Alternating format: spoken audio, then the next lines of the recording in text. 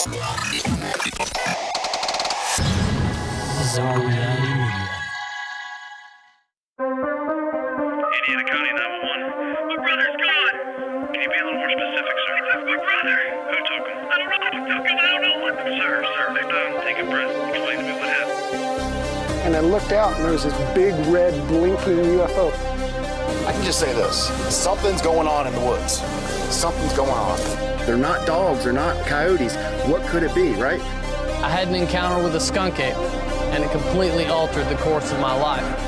I found a skull. I think you guys are going to want to come film this. Put him out. Put him out. Put him out. Put him out. Put him out. I just see it. Sightings of a UFO hovering over a barn. Millie woke up from a dream, and when I went into the bedroom, she said there's a monster on the wall. They saw that the creature had run through a barbed wire fence. They were able to obtain hairs. They sent the hairs to their lab, and it came back as an unknown creature.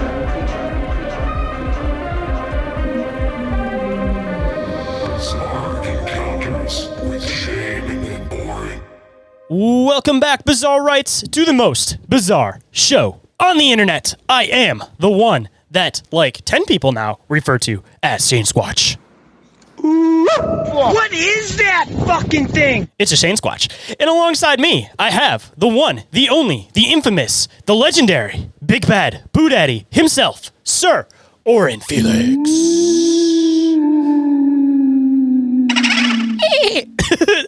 Why does Boo sound like a dolphin? Yeah, is it a ghost or a dolphin? Who knows? Yeah, you don't know. It's not actually a boo. It's actually a dolphin. I'm just messing with you guys. So any of our listeners that listened to last week's episode, you know that I was not available for our normal recording day this week. So we're doing something a little bit different. Shane, why don't you tell the listeners and possibly viewers what we've got going on this week? So for this week, again, since Oren was not able to record, we figured that we do a little bit of a toss-up. So for anybody that's been listening to us for going on the past, 3 years now or so, you know, obviously Close. You saw this thing where there was Ghost, who was the first co-host for the show. Then all of a sudden Oren popped in, and there wasn't necessarily like a... And it all went downhill from there. Like, I feel like it went uphill, honestly. I feel like we've had a lot of fun. We've got a lot more into our research on the show. It's kind of taken a totally different spin than what I intended to start off as, but I definitely love the direction that the show went in. But obviously, our conversation started off somewhere. So I figured for this week, since you weren't able to make it, we would do something special for the listeners. And the very first time that we ever had a conversation was on Inquiries of Our Reality. And we were actually talking about what you were going to try to do in the community as you were talking about the framework and everything before you started doing this show, and it totally distracted you away from what you originally intended to do. Dived into some of your experiences and stuff. So, you know, I figured it'd be a lot of fun to go back to that very first conversation, put it on this feed so that people could check it out. And if you want, man, do you want to give them a little bit of a background on how we even connected for that chat in the first place? Yeah, so this is probably only like the second or third podcast I was ever on. So as I talk about in the episode a little bit, me and my partner Jenny, who used to be on the show a while back, you know, we kind of got to this point in our lives where we were kind of getting into these more spooky and outlandish and esoteric ideas and things. So we started going to like paranormal conventions and whatnot. We met our mutual friends, the Cryptids of the Corn guys, who are awesome, nicest guys in the world. Check out their podcast if you have not. And anyway, I think that was our first guest appearance too, as we went on Cryptids of the Corn for a live show. I think that was our first guest appearance together. We've only guested on 2 or 3 shows together in this entire time that we've been running. Yeah, but anyway, so I think that was kind of the first podcast I officially appeared on. The episode dropped, and then later that morning, Shane sent me a message, and unfortunately, the rest is history for you guys. So I think we even talked a little bit towards the end of the episode, because I know that we talked maybe even after saying, oh, I want to be able to start doing these deep dives on Inquiries of Our Reality. Then right after that is when Ghost ended up leaving Bizarre Encounters, and it's one of those things, man, that perfectly fell into place, and I haven't looked back since, man. I've really enjoyed the time that we've spent together doing this show, and a lot of the stuff that we've researched and uncovered together, man. So again, to bring the listeners back to the beginning of it all. Well, and as always, I appreciate you giving me the opportunity, and I've had a blast being able to be part of the show and have an outlet for all my incredible thoughts. So all you listeners out there, I hope y'all enjoy this. And if you don't, It doesn't matter. This is a bonus episode. Just tune in next week for the real shit.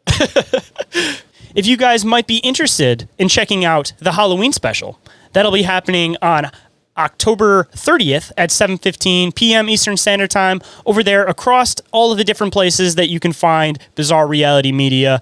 And if anybody might be interested in being part of that special still, you guys can call in, leave your own bizarre experiences for us to share on the show. And as I always say, if you guys need to be anonymous, I can definitely do that for you. But specifically, you guys will have to be Robot Alex Jones. But if you guys might be interested in doing that, that number is 313-364-1551. You guys can text or call that 24/7. And again, if you happen to miss that, it is available down in the show description. Scary robot voices only. Maybe a ghost. Maybe I'll do a ghost voice. Ghost voice might be fun.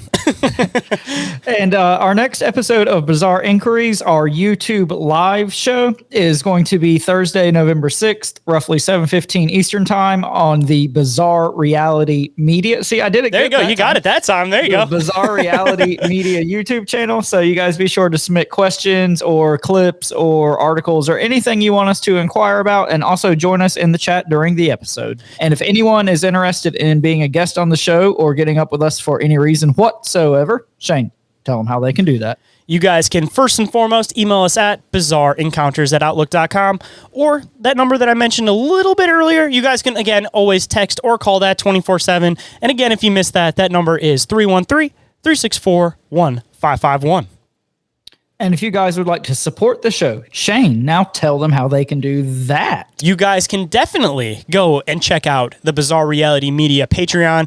2 tiers available over there, ad-free/early access and full access. And if you guys want to see what it's all about, but you guys don't want to spend any money on it yet, there are 7-day free trials. You guys can see what it's all about for a week and see if you guys want to stick along and tag along. And if you guys do, we definitely appreciate the support. And you guys can also check out the Bizarre Reality Media merch store with t-shirts starting at the oddly specific and terrifyingly low price of just $15.68 plus shipping. Wow, that's fantastic. Who said that? And if you guys... wasn't you. It definitely wasn't me. And I know times can be tough out there, but if you guys would like to support the show in some other ways, what are some awesome ways that they can do that, Oren? You can leave a review and like, share, and subscribe and do all the internet things. You guys can always go and follow the show on Instagram, Facebook, and TikTok. You can share the show with your friends and family or people you don't like. That would probably be more likely. If you think the show will really annoy them, send it to them. We love the bad comments because we'll talk shit on the show. 1 stars only. 1 stars only. 1 or 5 stars only. And you guys can also catch live shows on the Bizarre Reality Media YouTube, Twitch, and Rumble channels. You'll catch this show, Inquiries of Our Reality, and Bizarre Encounters, and we always appreciate you guys showing up. All that stuff, I don't understand what it is. But anyway, all this shit we've mentioned is in the link tree in the show description.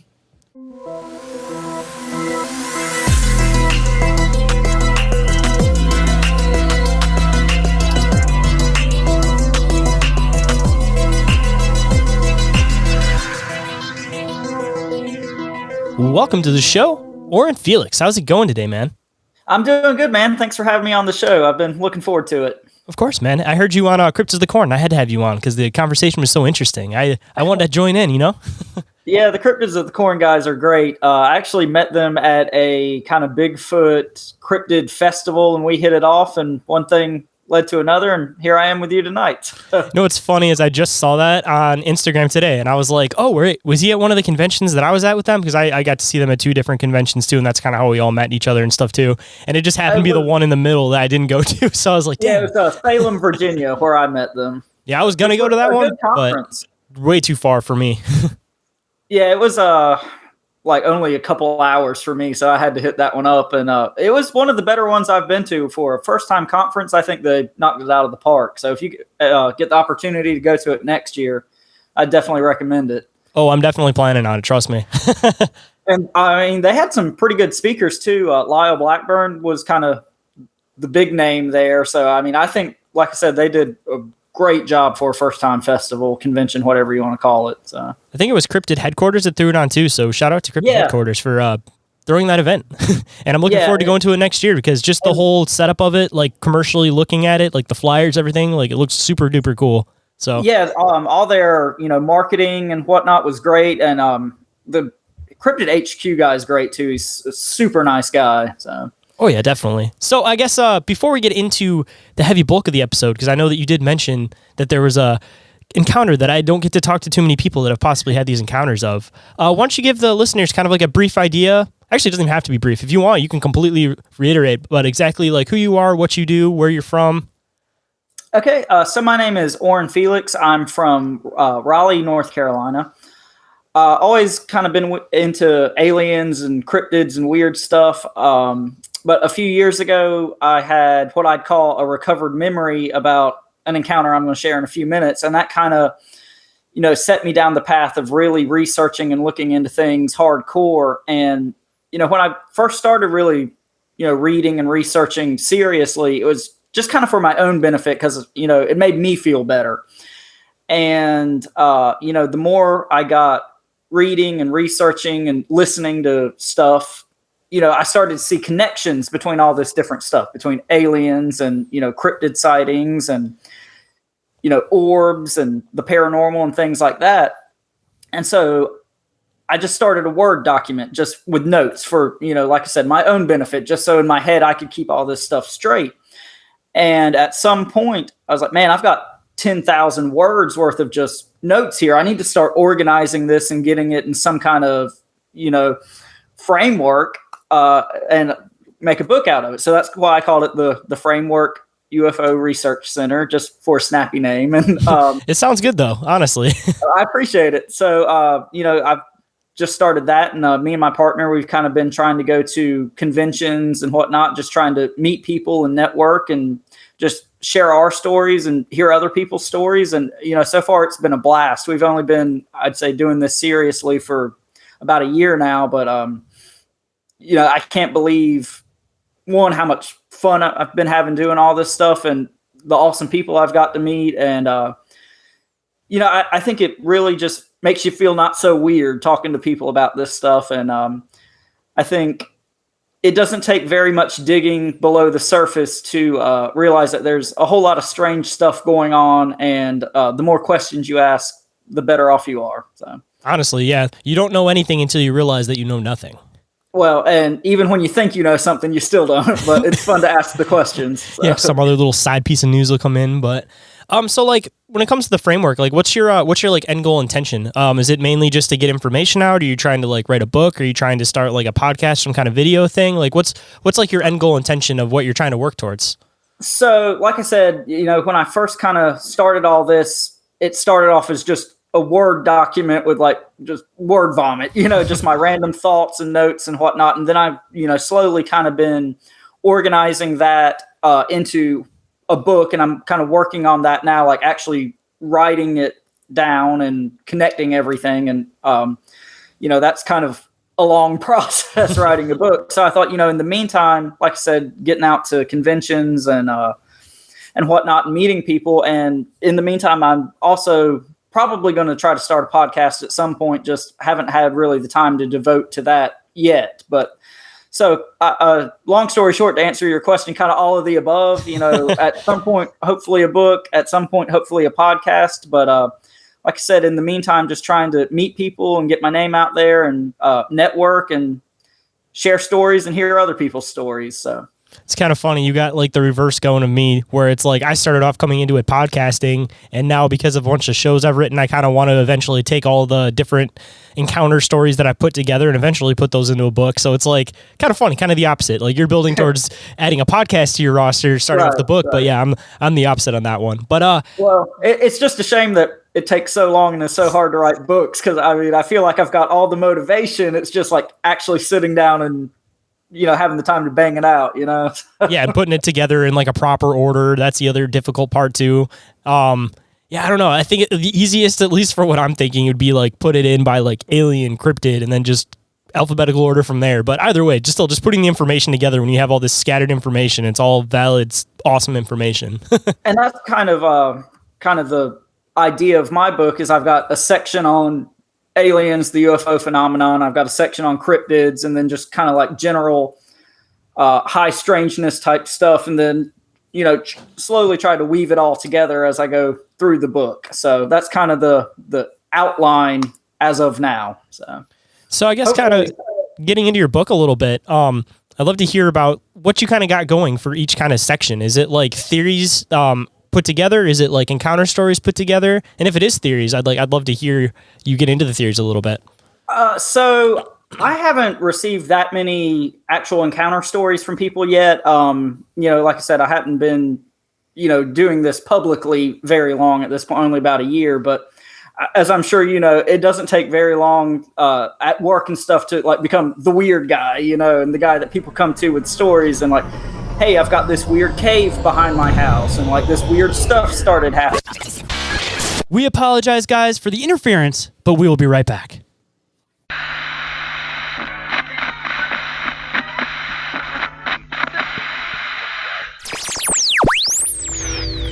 And now back to the show. Kind of one of the strange stories, encounter stories that I did get, I was home visiting my sister, probably been about 6 months ago. It was over the summer. And we were at a bar, restaurant, whatever, where her boyfriend works and just hanging out. And this guy was sitting next to me at the bar and, just started chit-chatting like you do.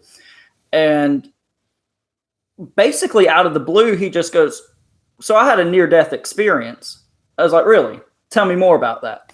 And so he proceeds to tell this crazy story about meeting these beings of light. And they told him that they were from the 7th dimension. And we live on the 3rd dimension, and just all this crazy stuff about how he was raised Catholic and he couldn't fit this into his view of the world. And this guy was like sitting there crying, telling me this story. And at that point I was like, man, I've got to do something with this, something like that just came out of the blue, just such a crazy encounter. Like, that's got to mean something. I'm not trying to sound, like weird about anything, but I was like, I've got to do more with this at that point. So that was kind of a cool encounter I did have. So, I mean, I kind of feel like everything happens for a reason. So if you kind of have that personality type where you're like an easy person to talk to, you might as well, I don't want to say take advantage of it, but take advantage of it and, kind of help people at least get their stories out. Because sometimes people just need to tell somebody.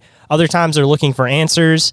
And if you collect like a little database of stories for people, then at least you can be like, hey, this guy's story is similar to this guy's story is similar. And then you can kind of share the stories with the other person and then eventually maybe even connect those two. And then maybe they can kind of figure out more of what's going on because both of them might have different pieces to the same puzzle. And in turn, you get to sit in the middle and then you get to collect more pieces of the puzzle too. So, I mean, it's beneficial to everybody involved in all fairness. Absolutely. And this guy even said, he was like, you're only the 3rd person I've ever told this story to, but he said, I can tell you believe me. I said, I absolutely believe you. So, I sat there probably like for an hour talking to this guy and, it seemed like it helped him out and hey, it helped me out too. So like you said, worked out good for everybody. Like I said, dude, it's hard to find people to be able to have these types of conversations with. Like once you get involved in this community, it's like super simple to find somebody that wants to talk about aliens. But in the normal average world, it's a difficult thing to do because it's kind of like you have to like scope people where you like put down a little piece of information to kind of see what they say about it before you really get into the bulk of things.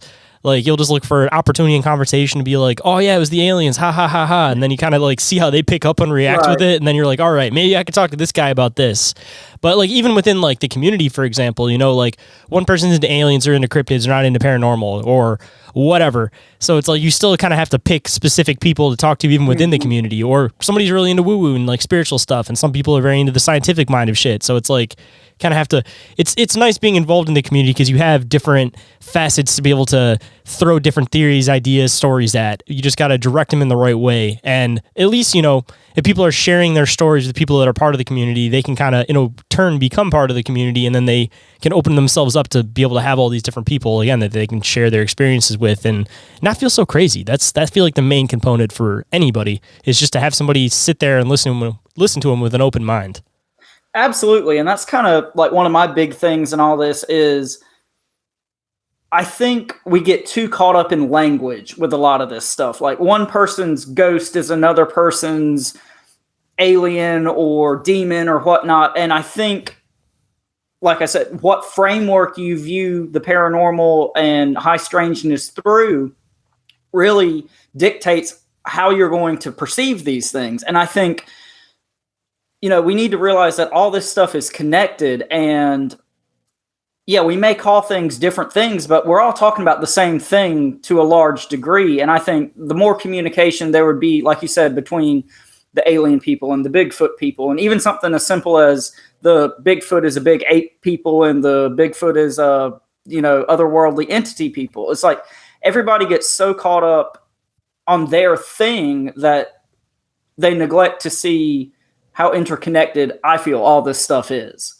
I mean, just kind of starting to get out there with it. I often entertain the idea. I'm not saying for sure, but like I've said many times, I just like to entertain all different ideas and different mindsets on things. But I often wonder if everything is the same thing for two different reasons. Either one, everything is some type of like mimic type creature where it's like it appears to be 300 different things, but realistically it's just like maybe another race of beings and they just can contort or look different or whatever. Right. So they're all just the same shit and they just appear different to different people. And then the other option that I've always thought about is that if we are in some type of like organic simulation, just like how you go into a video game, you can pick your character, pick your skin, the people on the outside of the simulation who are possibly running the simulation or the things running the simulation could theoretically, they could just be things that look just like us, like exactly like us. And when they come into the simulation, they can throw on their DLC suit, and they're running around like an alien or they're running around like a Bigfoot, and maybe they just do it for fun. Maybe there's like a reverse on it that we're some type of simulation that somehow became sentient. And now they're just like, I don't want to say playing Grand Theft Auto, but just fucking hopping in here and just doing some random shit just for the sake of doing some random shit. Like who wouldn't want to just run around the woods as a Bigfoot for a couple hours? Just to see how it feels. Yeah, exactly. But no, I mean, when I started down this path, I was very, Aliens was kind of my gateway into all of this. And I was very flesh and blood, nuts and bolts. These are, flesh and blood entities coming down in nuts and bolts spacecraft, and all of this has a quote unquote logical explanation, and this is just misunderstood technology. And I still believe there's a nuts and bolts flesh and blood aspect to the UFO phenomenon, but I feel like the deeper you get, the more strangeness you start to encounter, and it becomes harder to justify everything with just that one answer. And I don't think there is one answer to all this. And, I use the term answer loosely because personally, I don't think we're ever going to find conclusive answers to a lot of this stuff. I don't know if we're supposed to, but I think the journey is what's important, and asking the questions and keeping an open mind. And I think when you set out, like, I've got to find a Bigfoot in the wood, like, you're setting yourself up for failure at that point. And so that's why I try to encourage people, just ask questions, look at things differently. All this stuff that we've been kind of programmed to believe and think our entire lives, look at it differently. Like, what could these things actually mean? And so that's kind of, again, why I called it the framework. I want people to build their own framework, not just accept what's always been told to us about anything, and especially the paranormal. I mean, it's one of those things too that everything needs to start off somewhere. Like the first man that was like, "Oh, I'm stuck to the planet." Think about how many hundreds of years, thousands, whatever. Because I mean, civilizations could be way older than we think they are. Until we were finally like, all right, like this is the reason why gravity exists. Like I feel like when it comes to this whole like alien phenomenon, we're kind of in the like beginning of it. We're at the phase where even like look at medieval times with medicine. They're like, all right, in order to get somebody healthy, you got to let blood out. Let the bad blood out. Like we're in that phase where we're just trying anything radical just to see what happens and what works. And then once we're able to throw those ideas out and kind of dwindle it down to the things that make the most sense, this may take hundreds of years. Maybe we'll finally get to that point where we have like a solid answer. But again, before we can get to that point, you have to have all the trial and error theories and ideas first. Absolutely. And, as a race, we've only been here for, the blink of an eye when we really get down to it. So, I mean, whatever we're dealing with is far older than we are, has been here far longer than we have. And we're just kind of coming in on their coattails trying to figure out what's going on. So, no, I totally agree with everything you just said. I mean, it's even two things off of that. Either one, there were advanced civilizations that had full interaction with some type of extraterrestrial beings or advanced races, and they were fully aware of them, knew everything that was going on. Or option two is that most of these groups that came into different areas in the world, they all said that all of their old megaliths and all these things had been there, and they just kind of came up and just reused them and recycled them. So, I mean, even off of that one, maybe all these advanced races existed here at one point and they all left, and then we kind of are just walking up on their stuff. So it's like we know that they're around, but again, we've never actually like interacted with them firsthand other than finding the remnants of things that they've left. Because even like advanced technology in the past, there's no definite answer of like, oh, these aliens came down and gave them this technology. Like they could have just been wandering around, found some shit in a cave and went, oh, this works really good for this. And then boom, alien technology. And then we're using alien technology now and don't even realize it because it's been around for so long. Like who fucking knows? Exactly. And, I feel like people are too quick to dismiss, ancient cultures, ancient people, like, oh, well, they were just telling stories. And I was like, no, I mean, if these people took all the time and effort and energy to carve these stories into rocks, I mean, why would they tell glorified bedtime stories at this point? I think those people were telling stories that they thought were important, things they had actually seen and witnessed and experienced in the best language they have. And calling them dragons or gods or whatever, that's not nearly as important as entertaining the fact that something legitimately strange actually happened to these people and they actually witnessed it. Mm-hmm. Sorry, my dog was looking out the window. I was making sure my girlfriend wasn't coming home, so I didn't have to hit pause in the recording. You're all good, man. But going back into like the whole ancient civilization concept too, I don't know. There's just too much shit that just doesn't make any sense whatsoever, and we've tried to logically make sense out of it. And if you really break down the key components of it, it still doesn't make any sense. So no matter what way you look at it, as far as I'm concerned, there's either some type of alien intervention or there was a lot more advanced people than we ever thought there was, and there was cataclysms, and that's what caused it where civilization had to restart. But if you're expanding back into the whole alien idea and the whole theoretical idea of aliens possibly being part of what created us or made us what we are now, maybe there were some failed projects and they're just like, fuck it, nuke them, restart it. Fuck it, nuke them, restart absolutely.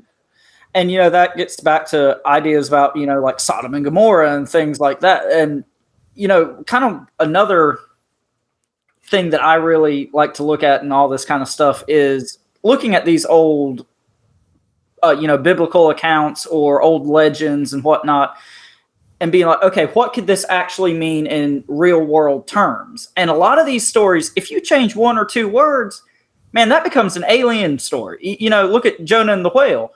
If you change the word whale to the word craft, that's an alien abduction story. If you look at the Immaculate Conception, if you change the word angel to entity or alien or whatever, that becomes an alien abduction story as well. So, I mean, that's something that I'm fascinated by, is the whole language aspect in all this. And I think like I said, we get too tied up in what we call things, and we don't put enough stock in what these things actually mean. And I think we're doing ourselves a disservice by, keeping these things so much in a box that we refuse to see how all this is connected and what it could really mean. I mean, people just like to categorize things. I think categorize things, that's what it all kind of comes down to, that no matter what, like people have to put a name or a title or something on things, because that's just, I guess, how we understand things as humans. This may sound super ancient aliens, but I've always kind of entertained the idea that angels could have theoretically been one alien race, and demons, whatever you want to call them, like the underworld kind of concept, could have been another type of alien being. And I mean, if you want to put names on that, again, like we were talking about with people have to put names and titles on shit, you could even entertain the idea that like the Anunnaki were the angels, because they kind of fit the description with the wings. Not the biblical description of an angel, but like the drawing idea of an angel fits the Anunnaki idea.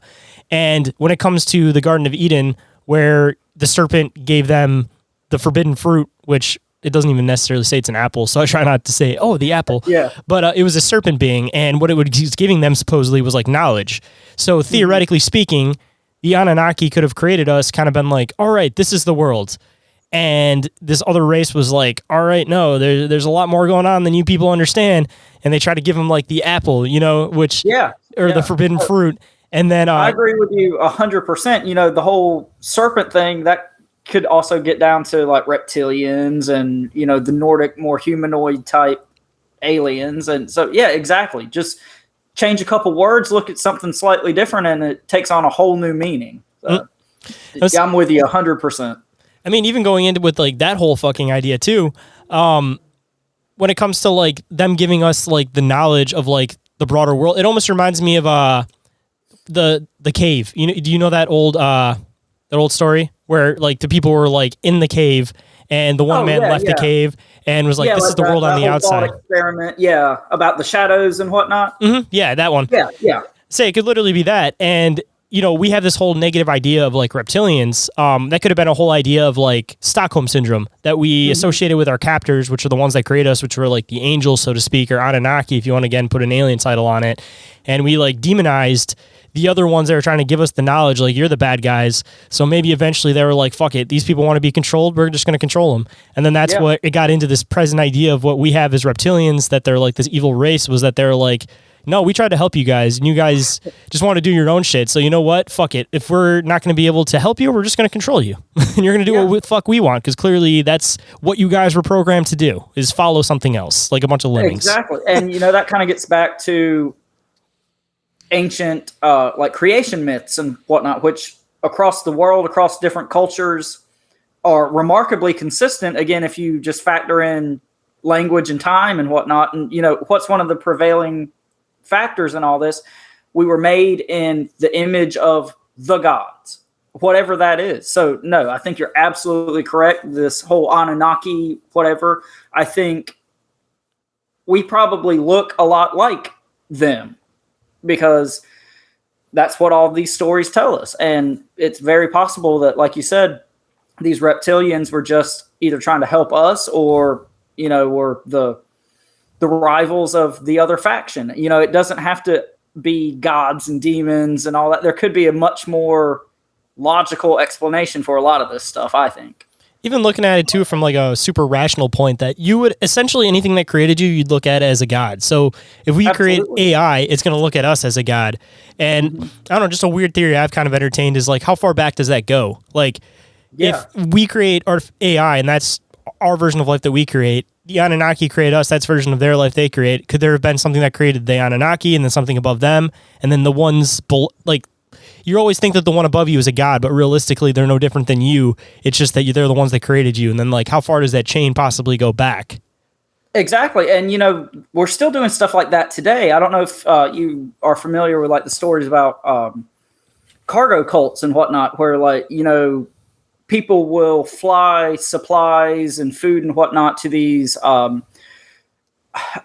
tribes in the Amazon and whatnot that have like never had contact with outside human beings, and you know, they perceive these people as gods. You know, these people from, you know, whatever charitable organizations that are doing this work will, you know, leave, and then they come back and these tribes are like wearing coconuts over their ears to simulate like headphones and whatnot. So like we can see this unfolding, exactly what you're saying, in real time now. So why would we think that we haven't been doing this for thousands of years? Like any technology that far exceeds what we've got, we're going to look at as magic or from the gods or something probably less rational than it might be.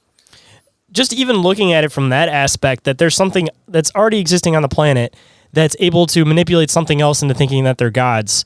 That just, it's like a weird theory to think about, because you could theoretically go to these tribes, and I've joked about it in another show, and say you had the, you know, like the drones that do like the LED light shows. You could totally make like the face of a god in front of all of these primitive people, and you could literally get them to do whatever the fuck you want. They'll just be staring up at that shit like, bruh. Yeah. No, I mean, it's kind of a crude joke, but it's kind of like in Return of the Jedi when the Ewoks think C-3PO is a god. Like, that's really kind of what happens in these situations. All right, guys, we got to take another break. We'll be right back.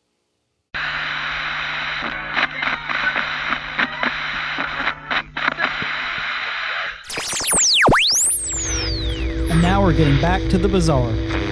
So, I mean, you just even looking at it from that aspect, that there could be a race that was existing on this planet completely and was nothing extraterrestrial at all. And they just could have went to primitive groups of people and been perceived as gods. And then it kind of, just then you could build off of that too and wonder if like extraterrestrials are possibly like aquaphorian, something living under the ocean, or if there's something that's hiding out in Antarctica, that this whole concept of extraterrestrials that we've had or something that's never even been anything that's ever left the planet. You know, they're just more advanced than us, but maybe their technology isn't as advanced as we think it is, but it's like 100 years, 200 years ahead of ours, you know? Like, well, I mean, look how much we've progressed just in you or I's lifetime. I mean, if we take that back 100 years, if we went back to the 1920s with, you know, electric cars and supercomputers in our pockets, we'd look like time traveler, you know, or I mean, we would be, but you know what I'm saying? We'd look like we were just from another dimension. And so just even that perception, though, that if you go back to the 1920s, they'd assume time traveler. But if you went back to like the 1800s, they might assume witch. So just even that just shows that perception of people can change through time, even though it's the same exact thing. And again, going through ancient civilizations, they all have these different ideas, but they have a same basic premise that it's all, again, completely perspective of where you are and your background is at that specific time that you see this weird thing that doesn't make sense. And you try to rationalize it with things that you know. And you're going to, again, fit it into whatever framework you have. And like I said, you know, one person's alien is another person's angel. And so, again, like I said, like keeping open minds about all this and what could this really mean? I think that's like such a big concept that if, I mean, everybody, but especially in the paranormal community, if we all just got behind helping each other out and supporting each other and keeping an open mind about how all these things intersect, we'd all be better off. Dude, I mean, even going into like cryptids and stuff off of that, like you have, just for example, like the Chernobyl blackbird, and then you have the Mothman, which if you break it down, it's the same thing, two different names because that's what people perceived it as. And then you have like the hyena men or whatever in Africa, you have the dog men, and then you have like werewolves in Europe. And it's like, if you break it down, it's all the same shit. We're all talking about the same thing here. Exactly. What we choose to call these things aren't nearly as important as acknowledging that there's something going on. Mm-hmm.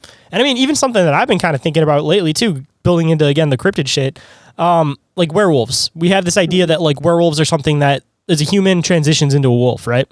And then with the dogman thing, everybody has this idea that it's more of like a, I don't want to say related to Sasquatch, but more of like something along that lines, that it's just like a solid creature that can't transform, like whatever.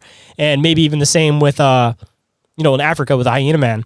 But it's just an idea that I've wondered that could be theoretically the same thing as the European version where it is a human that transitions, because you go into like American lore and then you have things like skinwalkers, and then you have you have the Native American like dogmen warriors, and there's like a whole legend about them that they spent time with dogs in the woods, all this kind of shit, and they had this ability to transform into dogs.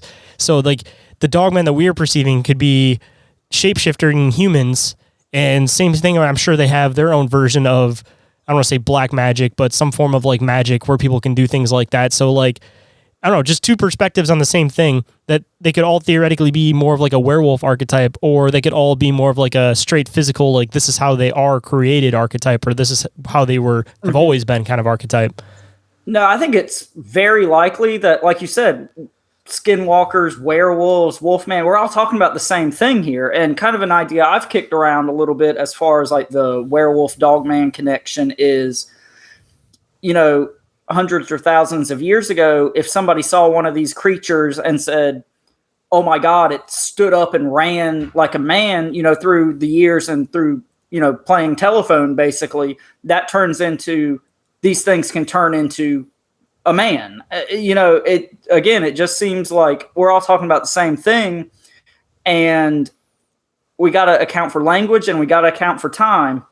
But what's the common denominator in all these stories? I mean, even going back farther with that one too, going back into partially some of the alien shit, they could theoretically be other things created for different jobs. Like I've entertained this idea on different shows that humans could have been the ones that were intended to figure out puzzles, and then dogmen were supposed to be the ones that were intended for guarding somewhere. Then you had Sasquatch beings that were intended for being like the heavy lifters. And maybe instead of looking at it as like look like they have human DNA, maybe we need to start looking at it at a broader perspective, that we all contain some form of the same DNA that isn't human DNA necessarily, but we take on that characteristic of it where it's not human-like, it's actually something beyond us, like, you know? And that kind of gets back to like Zachariah Sitchin 12th Planet type concepts where, supposedly the Anunnaki created humans to mine gold or whatever. And, piggybacking off of that idea you just shared, that would make a lot of sense. So humans were supposed to be, the slaves, the grunt labor, whatever. And these other cryptids, creatures, what have you, were there to serve another purpose, and that gets back to like Native American legends about Sasquatch being, our big brothers and protectors of the forest and whatnot. So maybe that's their role in all this. I had somebody on Bizarre Encounters. I don't know if I've referenced it in this show, but if I have referenced it, I apologize in advance to everybody. But he was digging into Native American lore with Sasquatch, and he was talking to multiple tribes. Like, I don't remember the exact tribe, but there was basically a legend that you go into the woods and you go into like certain areas and you would see a water baby and it would show up as like a salamander, or I think there was something else that it could show up as. And after that, you would hear rustling around off in the woods because the water baby would basically say that you're okay for like a Sasquatch to come. And you hear rustling off in the woods, and then you're supposed to sing this song in Native American tongue that was supposed to lure him in.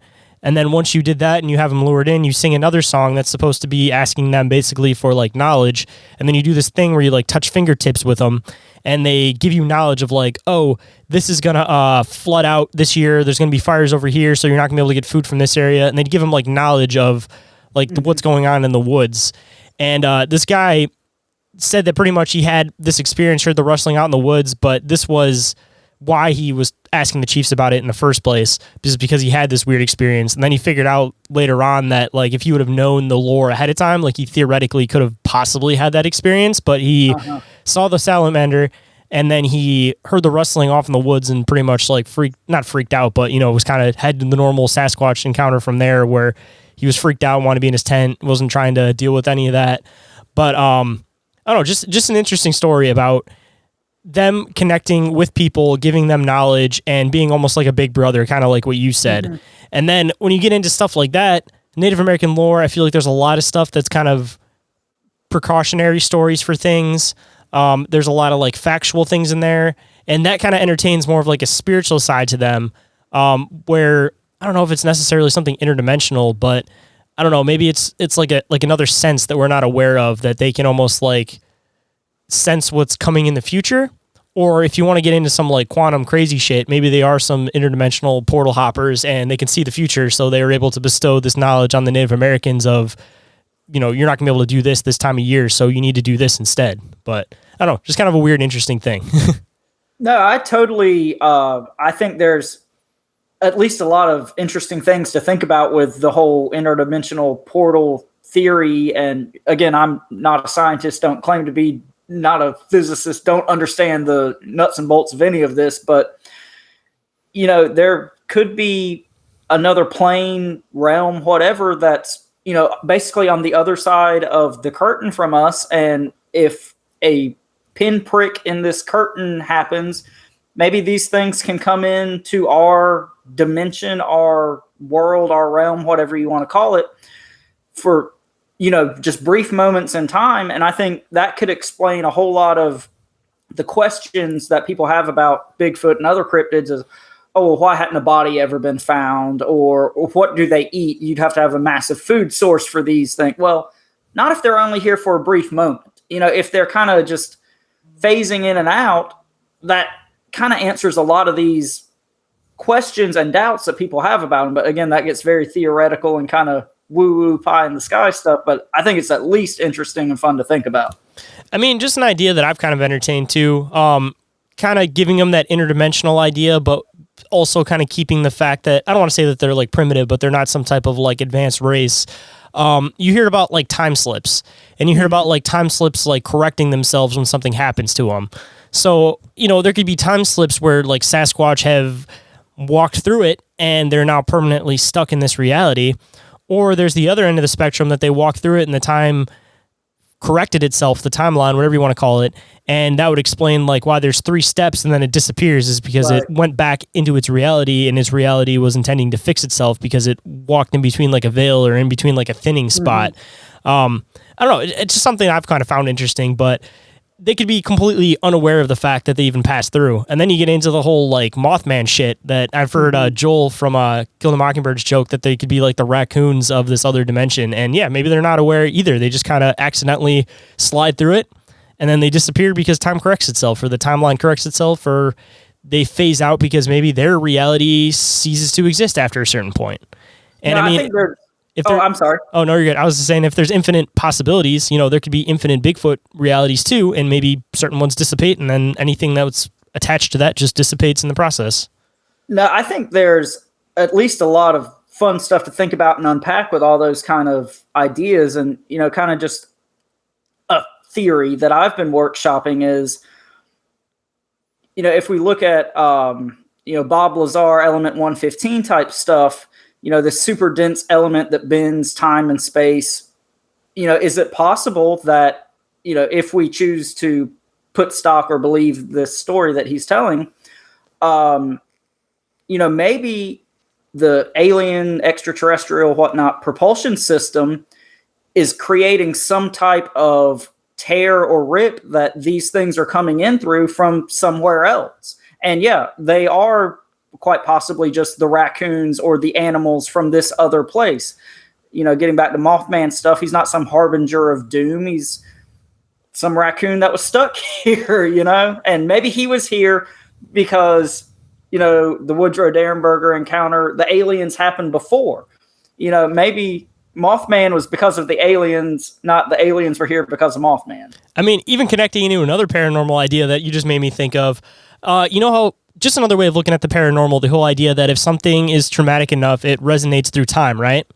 Mm-hmm. Maybe when that happens, it creates a thinning of the veil, and it may not be at exactly like right when it happens, So maybe if there's like a traumatic event that's about to happen, there's already a thinning of the veil because maybe time is already like aware of it. And that's when these things pop through, and maybe that's when people see Mothman, is because there's already going to be a traumatic event that happens, so the veil's been thinned. And it's not that, again, he's showing that something's going to happen, it's just that reality is contorted in that spot, and maybe it's connected into the whole paranormal concept that when paranormal things happen in spots, maybe it thins the veil for other things to possibly pass through at around the same time. And that could be why UFOs, cryptids, paranormal things, they all seem to have some kind of ties, because they're all coming from, say, like, our reality's right here, one's right here, one's right here, and one's right here. But when something happens in this one that's in the center that's ours, then all of them kind of bleed into the same spot. Exactly. I mean, we pretty much at this point know that time is much weirder a concept than we're led to believe. It's not this linear A, B, C, D process that we've all been taught. And so exactly like you're saying, if time is this very abstract, funky concept that we still don't quite understand, I think that lends a lot of credibility to the idea that you just shared with, there could be some sort of knowledge of these things happening before they happen. Not necessarily like reading the future or anything like that, just, these things probably perceive time and operate on a different time scale than we do. And I think, there is certain places on Earth, probably in the universe, other dimensions, whatnot, where the veil is just naturally thinner, and there's these energies or, places that these things can slide in and out more easily. And I also entertain the idea that places might not necessarily be haunted in the idea that we typically think of, but if you pour enough negative energy into these places where there might already be this thinning of the veil, I think that's only going to exacerbate these issues. And it might be easier for, shadow people, malicious entities, whatnot, to slip through. So I know that's kind of a controversial idea, but I'm not sure if I put a lot of stock in the traditional notion of ghosts and hauntings. I think we might be talking about something weirder than, the spirit of somebody who died there. Hold that thought. We'll be right back after this brief commercial break.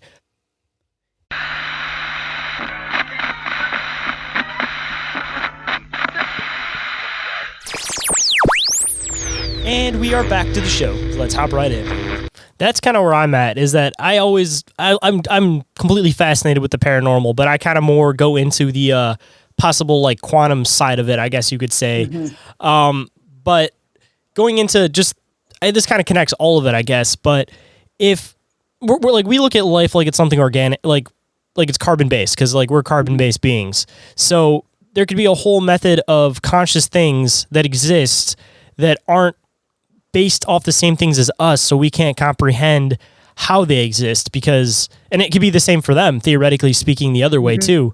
But like there's some type of energy that creates consciousness. So that energy is created within an organic being, and then you get something like us. But if you have, say, that energy, but it's not attached to a solid mass or being, then that could be where you get something that's more of like paranormal. But it could be like the same, it could be completely a conscious thing, but it's just made up of a totally different type of matter. So it's inconceivable, vice versa.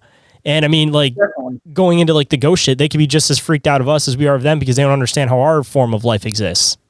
And even aliens, they could be all fucking around us everywhere, and we just don't know it because we don't, again, perceive that type of living matter, you know, because we only have one method of thinking when it comes to it. I mean, something as simple as dogs can hear sounds we can't hear. We know we can only see a very small portion of the light spectrum. So, like you said, these things could be all around us.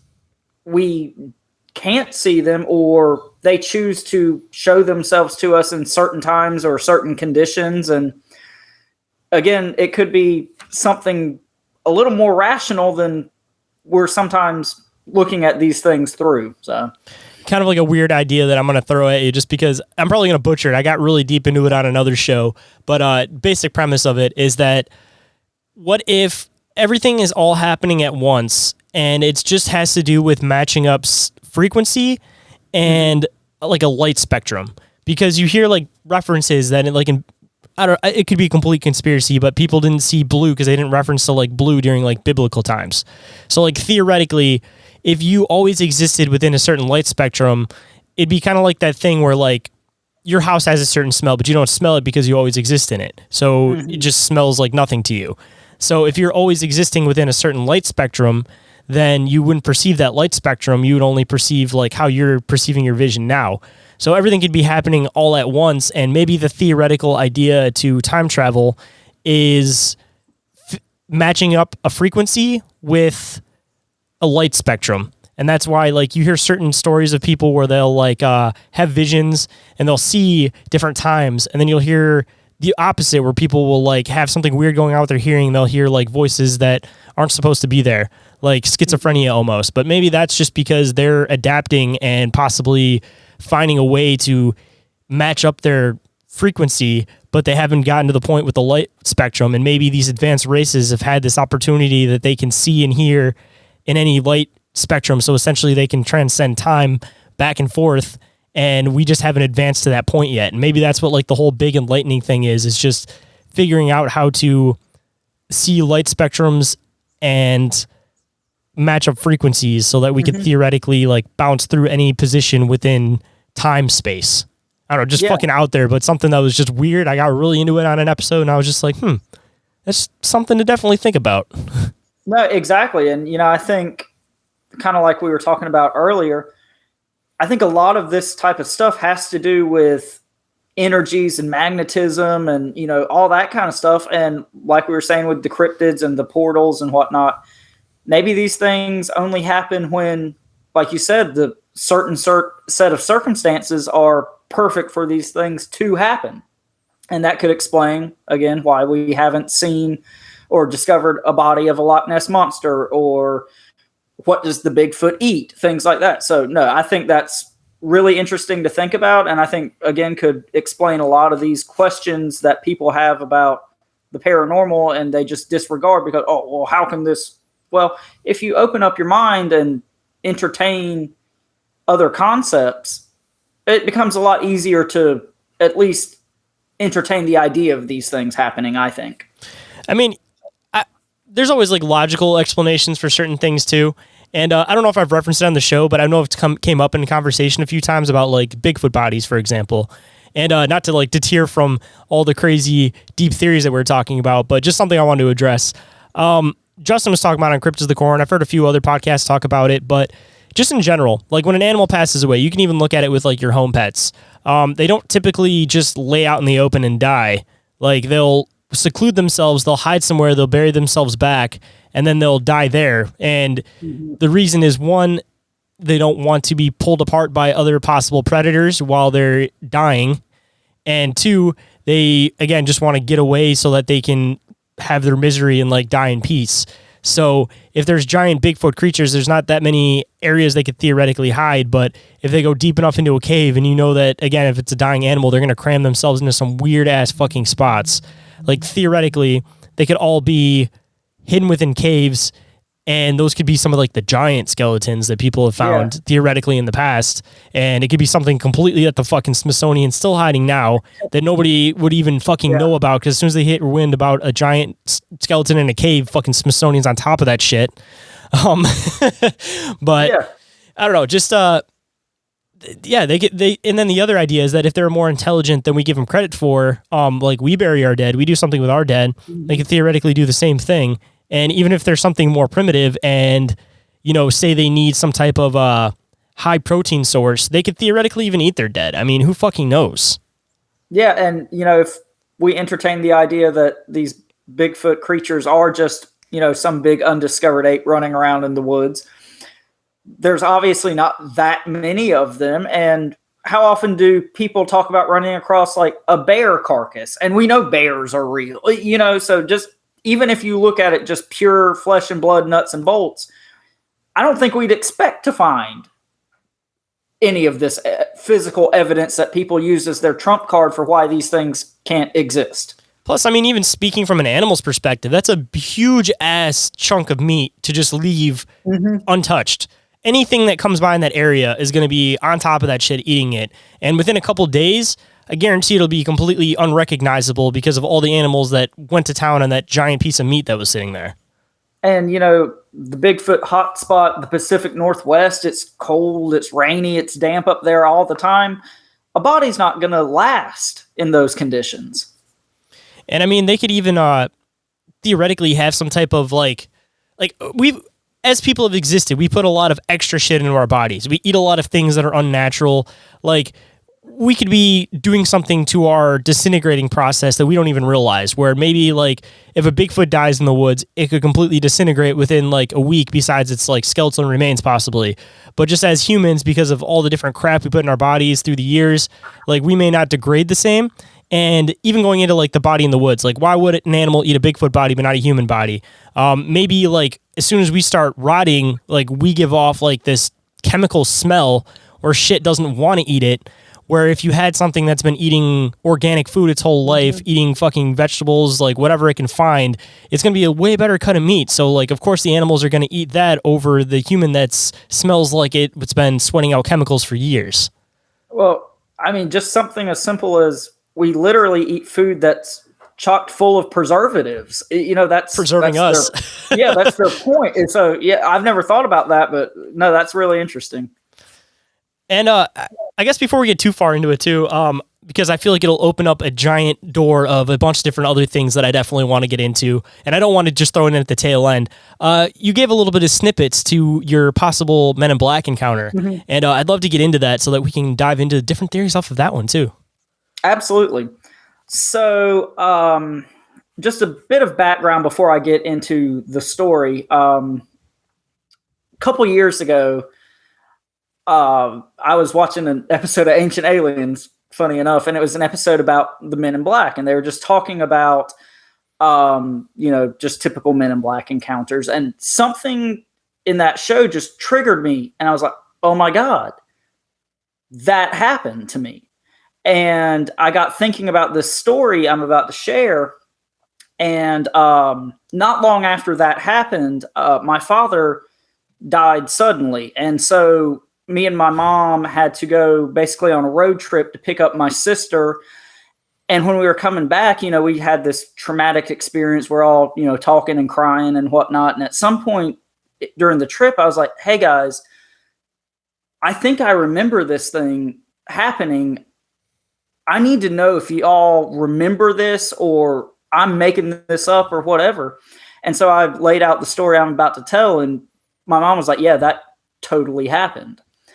So basically the story is, like I said, I grew up in Eastern North Carolina, across the creek from a very large military institution. The base is called Camp Lejeune. It was opened in 1941, which, all the craziness that was going on in the 40s. So the land for the base was seized for eminent domain. And funny enough, there's this huge class action toxic water lawsuit going on with this base currently. So, just normal run of the mill craziness going on involving this place.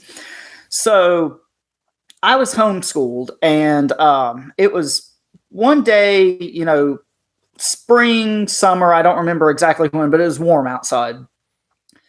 And so it was just me and my mom and my sister at home. My dad was at work, and I remember we were sitting in the living room doing school, and this white van pulls up in our yard. And in my recollection, I remember it being just like a standard white Chevy Astro van. And two guys get out of this van, and they had, black pants, black tie. They had, from my memory, short sleeve white dress shirts. But, this is North Carolina in the summer. It's hot. It's humid. They didn't have coats on, but they did have the black sunglasses. And I remember them just getting out of the van and like walking around our yard, just like making a lap, like walking down by the water that, the base was across from. And while all this is going on, my mom said, take your sister, go hide in my bedroom closet. If I don't come get y'all in a little while, run down the road to your aunt's house, call the police, whatever. So I take my sister, we go in the bedroom closet. I don't know how long it was. It doesn't seem in my memory like it was very long. My mom comes out, gets us, doesn't say anything about it. Like, we never talked about this. Like, my dad comes home from work. We weren't like, hey, Dad, this crazy fucking thing happened today. It's just like never talked about again. And it seems weird to me that, like, at the very least, this weird thing happened and it was just never discussed. It doesn't seem like a reasonable reaction to what happened. And so my mother, she passed away earlier this year of cancer. And toward the end of her life, she started kind of getting into more of the woo-woo side of things. And, we started discussing more about the paranormal and things like this. And, she said, I don't know if I didn't get, quote unquote, zapped by these people, the story about the men in black and whatnot. And I don't know how much stock to put in that, but I will say everyone's reaction to this was really weird and seemed out of character for what actually happened. So that's kind of the long and short of it. There's these ideas about, the Men in Black being some otherworldly entity, like John Keel type stuff. And I think there is some aspect of it that is something really strange and out there and otherworldly. But I think there is Men in Black that are just government agents. And, the more I've got thinking about this situation, kind of the weirder it seems to me. Like, when we grew up, there was always like feelings of fear and heaviness at our home. And I didn't realize that till I moved away. Like you said, when you live in a house that has a certain smell, you don't recognize the smell. And, it was always, if you had to go out to the car at night and get something, you ran as fast as you could and you ran back and you took a flashlight and nothing ever happened. I never saw anything. It was just always this feeling of fear and heaviness that, like I said, I didn't realize, everywhere's not like this. It's that place. And like I said, this base that was right across the river from where we lived when I was a kid, there was constant like helicopter activity. And at night they would be doing all these maneuvers and shooting off flares. And it was just constant activity. And even at one point when I was a kid, one of these military flares landed on our front yard. I mean, I've got pictures of me literally playing in this, flare with this big parachute off of it when I was a kid. But, this is all you know. You don't think about how weird this stuff is at the time. And again, I wasn't, nearly as far down this journey as I am now. But thinking back, at some point, a lot of that helicopter activity and these maneuvers and these flares and shooting off these flares every night, it kind of stopped. I'm like, okay, well, what happened that they just all of a sudden stopped? And again, thinking back when I was a kid and all this was going on, my parents would just like nonchalantly be like, the Marines are out there shooting off flares tonight. They must be looking for something. And now I think back and I'm like, what the hell were they looking for? Which I think kind of goes back to the Men in Black story. Like, they were clearly either looking for something or trying to make sure you couldn't see something from where we were at, is kind of how I perceive it. And, just a little bit more background information about the area. There's a national forest that backs right up to this base, and it's called the Croatan National Forest. It's one of 4 national forests in North Carolina. And this national forest, there's reports of a Sasquatch type creature called the Croatan Man. And my dad used to take me mountain biking in this national forest when I was a kid, and that's the scaredest I've ever been my entire life. Like, nothing particular ever happened. I never saw anything weird. It just always terrified me. And to this day, I don't have a rational explanation for why it did. And the funny thing about this being one of the 4 North Carolina national forests, the other ones are the Pisgah, which I don't know if you're familiar with the Brown Mountain Lights. So this mountain in this national forest in the North Carolina is renowned for there being these orbs, anomalies, whatnot, that happen all the time in this forest. And I don't know if you've seen the documentary show, whatever, Hellier. I know a lot of people in the community have mixed feelings about that, but the mountain they go to when they like try to get abducted or whatnot, that's this mountain in this national forest. One of the other national forests is the Uwharrie, which all kinds of craziness happens. You can listen to all sorts of podcasts about high strangeness activity, Bigfoot type activity. And the last one is the Nantatala, I think is how it's pronounced. And that's in the Smoky Mountains, which, again, a lot of strange activity, a lot of Bigfoot activity, huge amount of missing persons activity in this national forest. So I think it's odd that, I had all these strange experiences in this place that's right by this national forest, and the 4 national forests in North Carolina. There's some crazy shit going on in all of them, which kind of gets back to my point earlier that we were discussing with, I wonder if there's some kind of energy. I'm not going to come out and say, there's a portal there, but I wonder if there's something about this place. And kind of an idea I've been kicking around for a while is, I wonder if these state and national forests, their locations aren't chosen, only for natural beauty. Is it because there's something there, and that way the government can control it, people don't stumble upon it as much, what have you? And I also wonder if, that ties into these military bases and institutions. Are these bases in these places because there's weird stuff happening there already?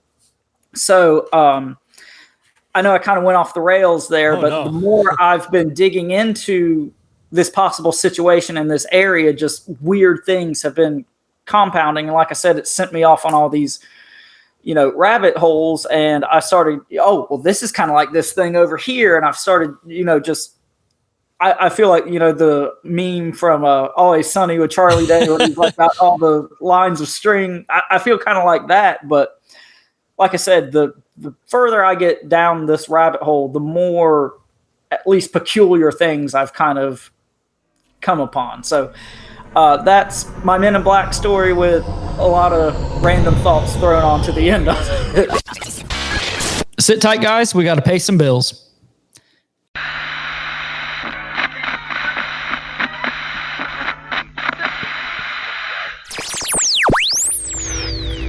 And now back to the show.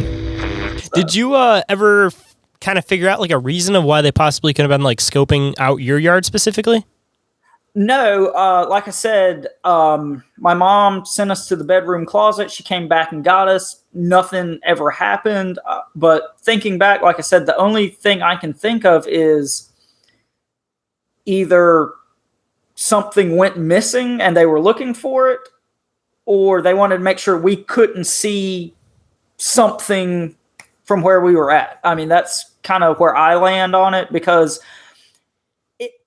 my recollection of it is it didn't seem like they were antagonistic or adversarial or anything like that. What I witnessed was simply them walking around the yard, kind of, casing the joint almost. So, I mean, you always hear these different stories about different beings in reports that are just weird things, or they will try to like escape bases, and you'll hear about like them having like a weapon that'll like melt people or something.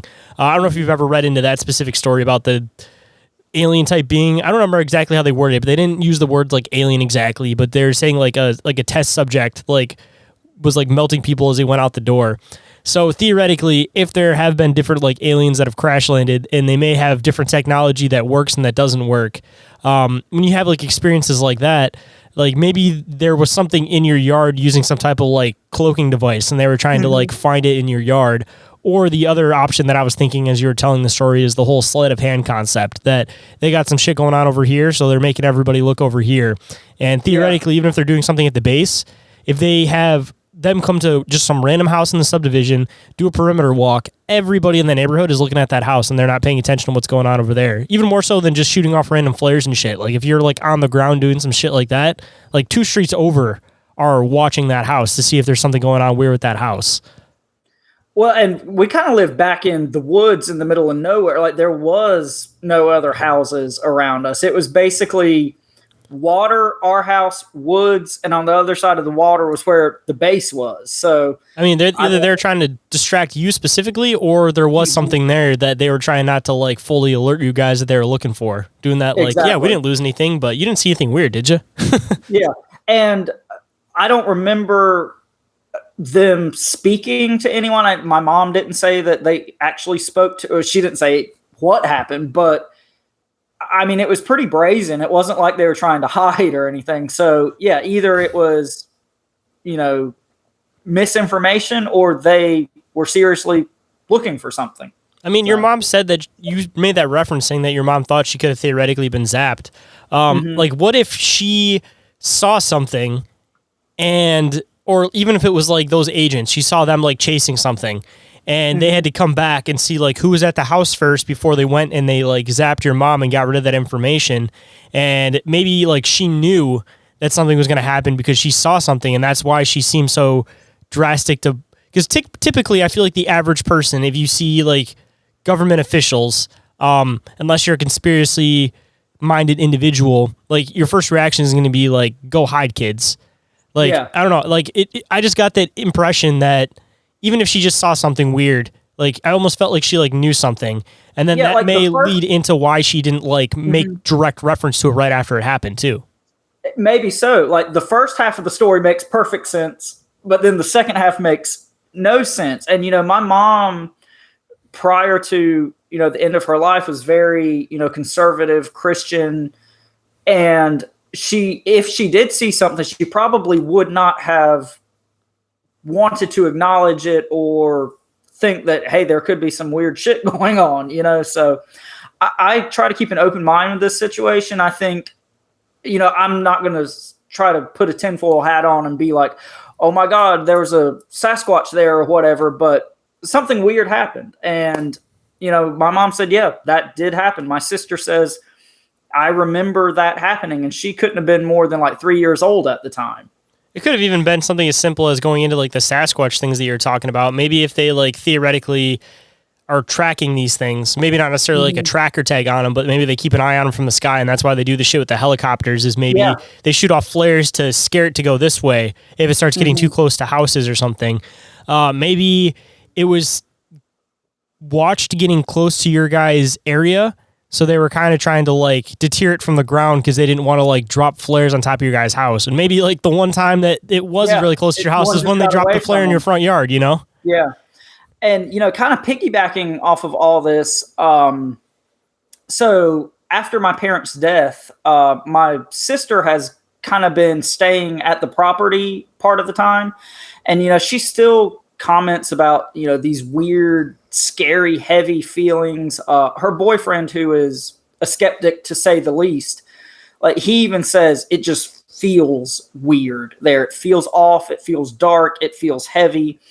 And as my sister's been staying there, weird things have been progressively happening more and more.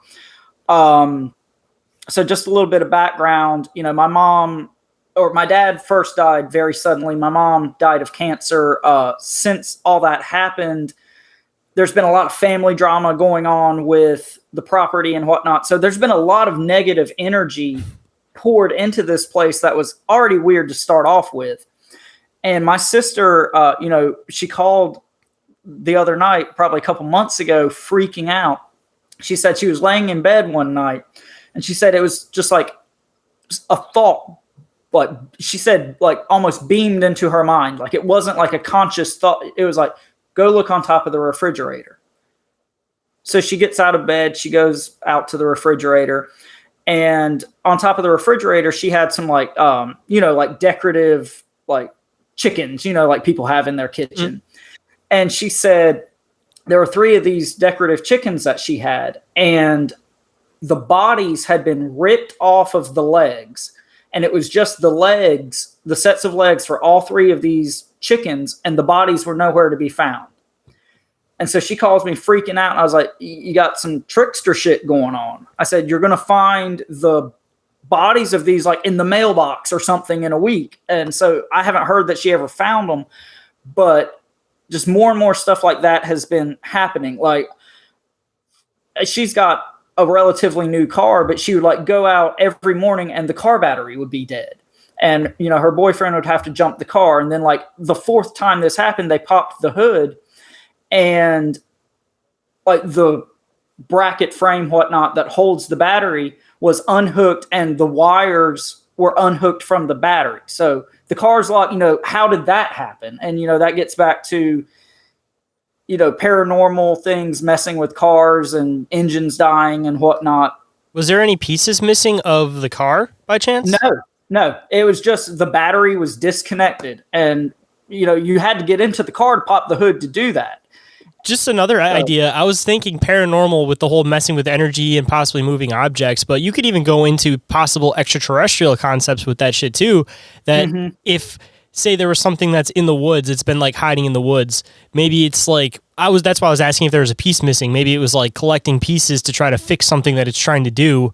Or even if it was just the car battery disconnected, maybe theoretically there was some type of like extraterrestrial or advanced being trying to like jumpstart a piece of technology that it had, and it just didn't reconnect the car battery after it was done using that charge or something. I don't know, just different ideas to entertain, but I don't know what direction exactly it is, especially considering there's the military base there.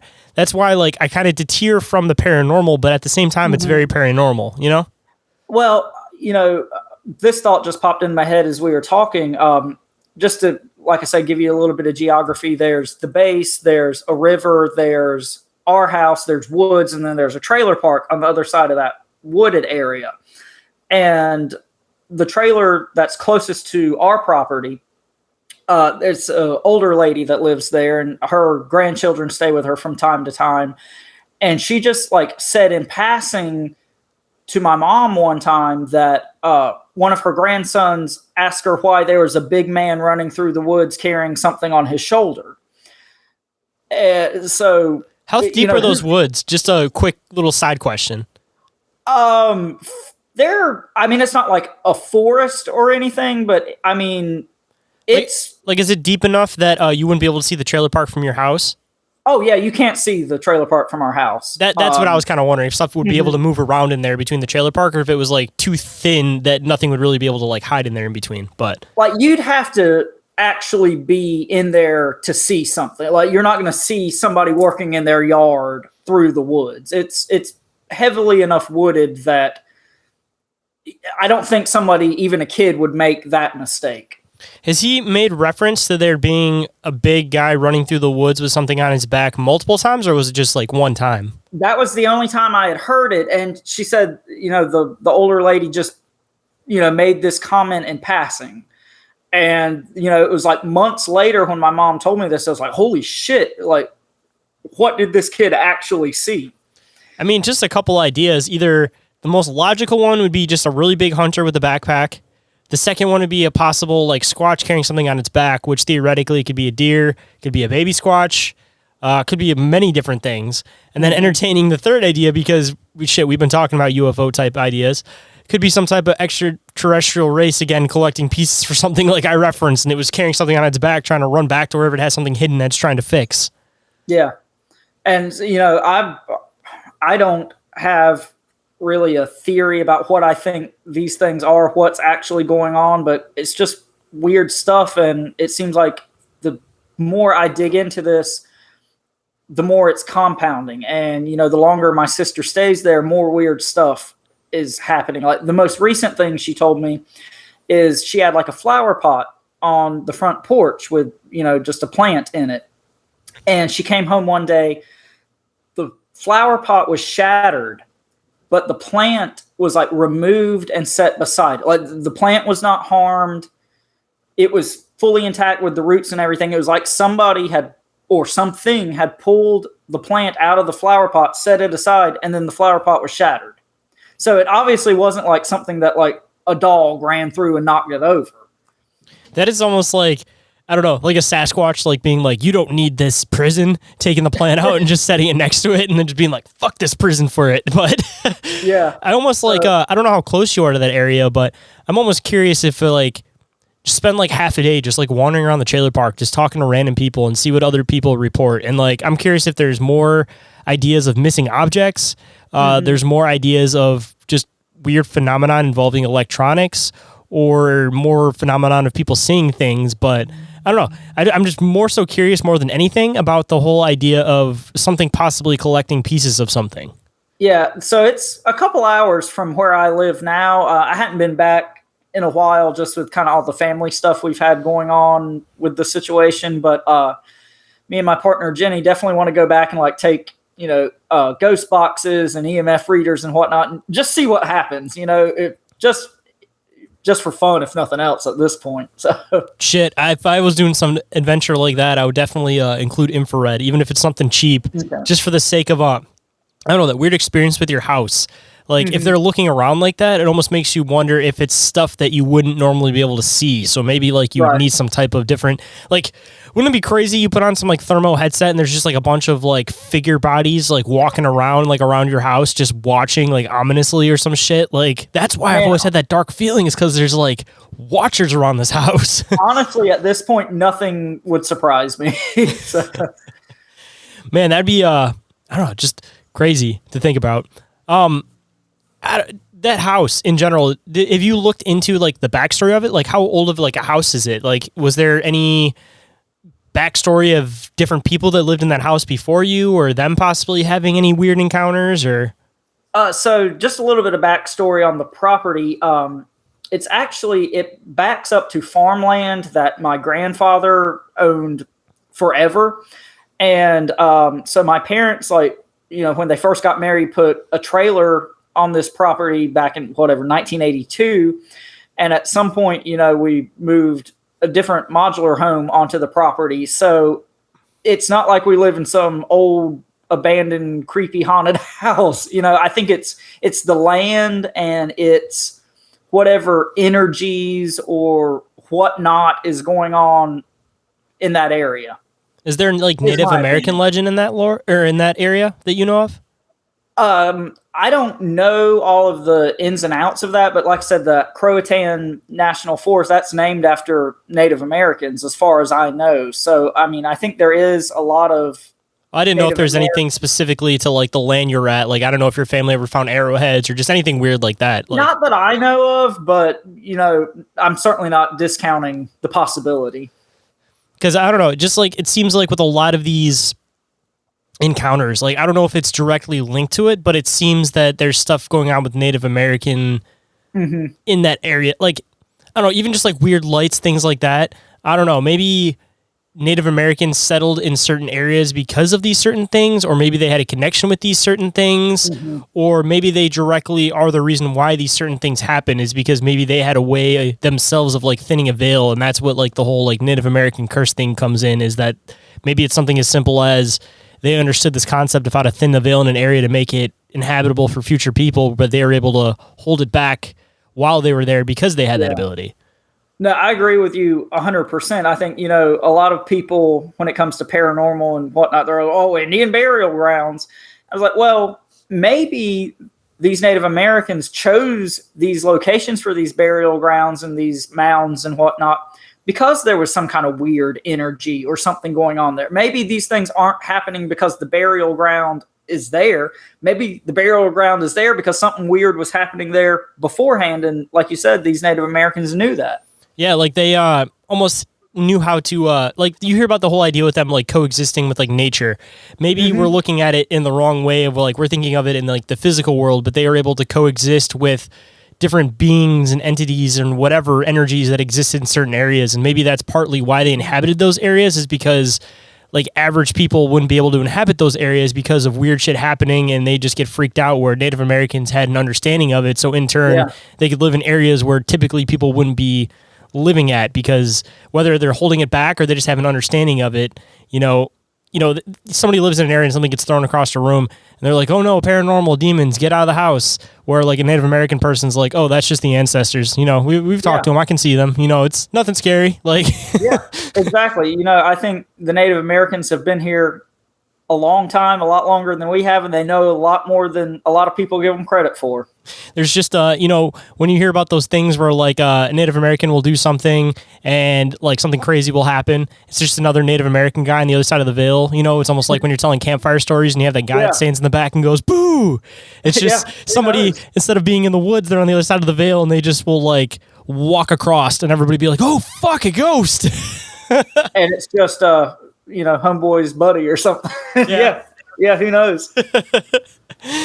But I guess before we start wrapping everything up, because I could definitely go for a while, but I feel like this has been a good portion conversation where I want to be able to come back and have some new fresh ideas to come into. Yeah, absolutely. All right, guys, this is our last break, so hold on tight.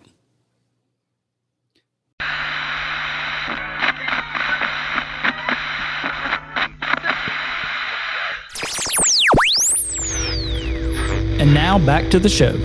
I always like to leave with like words of wisdom to kind of leave it on a high note. But this has been a pretty high note episode, just kind of entertaining theories, and I've really enjoyed it. But either way, still got to do the usual. Got to end it with words of wisdom from the guest to the listeners.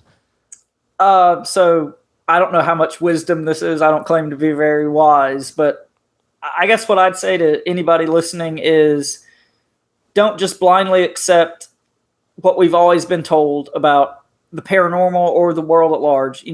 Ask your own questions. Don't listen to what I say or you say or anyone else. Read something over here. Listen to something over here. Take a grain of salt from each of these things, and then build your own framework. Build your own ideas. And, like I said, that's why I called it the Framework UFO Research Center. I want people to ask questions and build their own framework. I dig it, man. I like what you're all about, and I like your method of thinking, man. Well, thank you. This has been awesome. Thank you so much for having me on. Oh, yeah, definitely. And, of course, for everybody that's enjoyed the conversation, you got to let them know where they can come find you at. Okay, so I'm on Instagram at the UFO, or the Framework UFO, excuse me. So on Instagram at the Framework UFO. And email address is theframeworkufo@gmail.com. Man, I'm really looking forward to when you drop a podcast too. And I'll have to go back into this episode, hopefully, and when you eventually do that, add a link to that so people can hopefully look that back up too, because I already can tell, dude, it's going to be some great work coming from you over there. Well, hey, when I get it rolling, you'll have to come on my podcast. How about that? Oh, yeah, definitely. You know it, man. All right. Appreciate it. Of course. All right. If anyone would like to get in touch with us or be a guest on the show, Shane, tell them how they can do that. First and foremost, you guys can email us at bizarreencounters@outlook.com, or you guys can get a hold of us through social media. Instagram, Facebook, and TikTok are the ones that we're the most active on. Or you guys can also get a hold of us through the submission form, which is available up at the top of the link tree and goes directly to our email. And the last way you guys can get a hold of us is through the hotline. You guys can call or text that 24/7, and that number is 313-364-1551. And if you happen to miss that, all that information is available down in the show description. And you guys be sure to show some love to our sponsors and friends of the show. We got our buddies Rick and Hans with IKNOWSQUATCH for all your squatchy gear needs. We got our buddy Dave, a.k.a. the Snarly Yow, with Snarly Yow Natural Products. And we got our buddy Joe with Cryptoteology for all your wearable cryptid favorites. I wanted to throw in on that one too. It can still be Halloween cryptid. Halloween cryptids. And if anybody is trying to get spooky this spooky season and you guys want to take advantage of our affiliate links, you guys can go scoop yourself some paranormal investigating equipment from Dimension Devices, and you guys can also get yourself some stickers, t-shirts, all that fun stuff from Sticker Mule, and we got some additional discounts and credits available for you guys, and more information on that is available down in the show description. I have been the one that they always sometimes refer to as Shane Squatch. And I have been the one that they never refer to as the Big Bad Boo Daddy. Well, I refer to you as the Big Bad Boo Daddy, but that's because, like I'm telling everybody else, every single week, I stay bizarre. Okay. So you guys should definitely stay bizarre too. So always, always remember to always stay bizarre. Bizarre. Bizarre. Here come the men in black.